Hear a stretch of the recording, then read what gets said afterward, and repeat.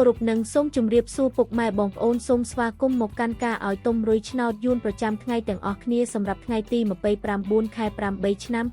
2025សម្រាប់ថ្ងៃនេះដែរអេដមីនក៏មានតម្រុយឆ្នោតពិសេសនឹងលេខច្បាស់សម្រាប់ចែកជូនពុកម៉ែបងប្អូនយកទៅធ្វើការផ្សងសំណាងផងដែរសូមឲ្យហេងចាក់ត្រូវគ្រប់គ្នាមុននឹងឈានដល់ការឲ្យតម្រុយអេដមីនក៏សូមចិត្តបងប្អូនទាំងអស់គ្នាសូមជួយចុច like និងជាវឲ្យអេដមីនម្នាក់មួយផងដើម្បីមានភាពងាយស្រួលក្នុងការតាមដានតម្រុយឆ្នោតយួនជារៀងរាល់ថ្ងៃនិងក៏ជាកម្លាំងចិត្តឲ្យអេដមីនក្នុងការធ្វើតម្រុយឆ្នោតចែកជូនបងប្អូនផងដែរតោះកុំឲ្យខាតពេលយូរយើងចូលមកកាន់តម្រុយឆ្នោតយើងនៅថ្ងៃនេះវិញម្ដងសម្រាប់លេខតូច2លេខយើងអេដមីនមានលេខ68លេខ10លេខ79លេខ43សម្រាប់ប៉ុស ABCD ចំណែកលេខអូសខ្ទង់យើងវិញអេដមីនមានដូចជាលេខ60អូសនឹងលេខ40អូសផងដែរចូលមកកាន់លេខធំយើងវិញអេដមីនក៏មានលេខ589គុណលេខ432គុណនិងលេខ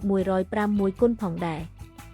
ចាសសម្រាប់វីដេអូតម្រុយឆ្នោតយើងនៅថ្ងៃនេះក៏បានឈានមកដល់ទីបញ្ចប់ហើយនាងខ្ញុំក៏សូមជូនពរបងប្អូនទាំងអស់គ្នា